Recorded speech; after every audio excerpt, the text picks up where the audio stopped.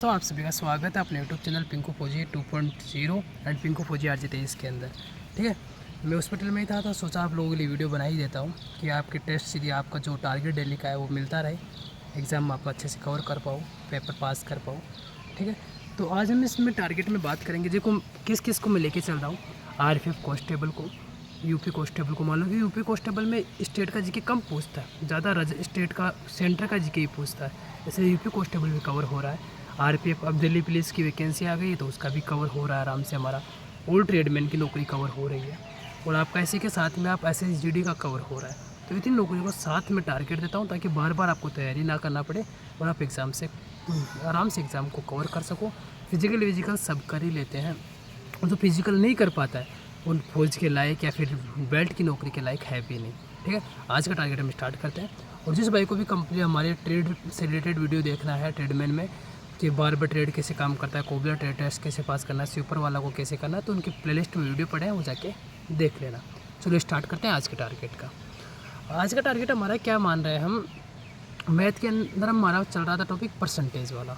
ठीक है, तो परसेंटेज का टॉपिक आप लोगों ने एक दिन ही हुआ है पढ़ने का, टाइप 1 टाइप 2 किया है, तो आज परसेंटेज का एक और नया टाइप पढ़ लेना अच्छे से, उसके 2-4 क्वेश्चन कर लेना और जो पहले जो टाइप पढ़े उनका रिवीजन कर लेना, ताकि क्योंकि परसेंटेज से क्वेश्चन आता है 100% और परसेंटेज आपका क्लियर होगा तभी आपका लाभ हानि से रिलेटेड, प्रॉफिट एंड लॉस से रिलेटेड क्वेश्चन कंप्लीट होगा, तभी आपका भट्टा बोलते हैं ना, जिसे भट्टा डिस्काउंट बोलते हैं, तो डिस्काउंट से रिलेटेड क्वेश्चन भी आता है एग्जाम में, वो कंप्लीट होगा। तो एक क्वेश्चन डिस्काउंट का पूछ लेता है, लाभ हानि से एक क्वेश्चन पूछ लेता है, परसेंटेज से सीधा एक क्वेश्चन पूछ लेता है, तो ये ज़रूरी है। और वो संख्या से, जैसे जनसंख्या से रिलेटेड क्वेश्चन नहीं पूछता है कि 2011 में इतनी जनसंख्या थी तो 2013 में इतनी जनसंख्या हो गई, फिर उसके बाद में इतनी बढ़ी तो वो कितनी जनसंख्या बढ़ेगी, ऐसा क्वेश्चन भी पूछ लेता है। उम्मीदवार से रिलेटेड परसेंटेज का क्वेश्चन पूछ लेता है। तो परसेंटेज में टाइम इसलिए दे रहा हूँ आप लोगों को क्योंकि क्वेश्चन यदि बेसिक से आपका क्लियर होगा तभी आप आराम से क्वेश्चन अटेम्प्ट कर पाओगे।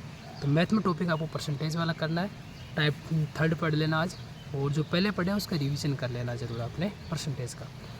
रीजनिंग में हम सीरीज टॉपिक चल रहा था, तो सीरीज में आप लोगों को आज क्या करना है, टाइप 1 में 1-2 संख्या वाला कर लिया, वो आज और आप संख्या वाला क्वेश्चन देख लेना, क्योंकि सीरीज़ के आप कम से कम मेरी मान के चलो तो 100 से 150 क्वेश्चन कम से कम लगाने हैं।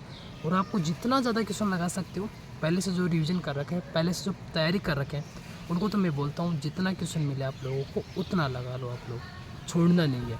ठीक है, ये हो गया। रीजनिंग में आपको सीरीज ही पढ़ना है। बचा क्या आपका हिंदी, तो हिंदी में आप लोगों को क्या पढ़ना है, हिंदी में आपको पढ़ना है, हमारे चल रहे थे पर्यायवाची शब्द चल रहे थे, हमने कम से कम 10-15 दिन पर्यायवाची शब्द पढ़े, लगभग कंप्लीट कर लिए हैं पर्यायवाची शब्द। एक बार आज केवल और केवल पर्यायवाची शब्द को जितना पढ़ा, आज से कम हमने 10-10 दिन के हिसाब से हमने पढ़ लिए होंगे, 100-150 पर्यायवाची शब्द पढ़ लिए होंगे। तो आज सभी का एक रिवीजन कर देना ताकि वो आपको याद रहे, क्योंकि पढ़ने से सिलेक्शन नहीं होता है, रिवीजन करोगे तभी आपको क्लियर होगा और तभी आपका नौकरी निकलेगा।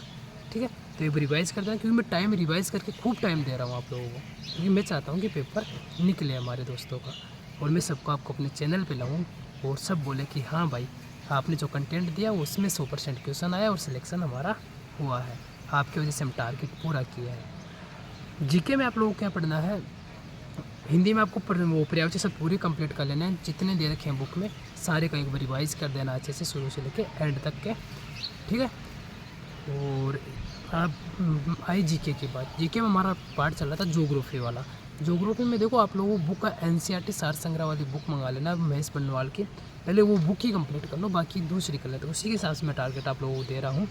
बाद में आप कहीं से भी कर लेना, बाकी आप जो मैं टॉपिक देता हूँ वो यूट्यूब से सर्च करके कर सकते हो, उससे रिलेटेड करंट आप सर्च करके कर सकते हो, या फिर आपकी बुक में वो टॉपिक है तो उससे कर सकते हो, कोई दिक्कत नहीं, कहीं से पढ़ो। नौकरी पेपर पास होना चाहिए, पेपर निकलना चाहिए, आप कहीं से पढ़ो, कोई दिक्कत नहीं है।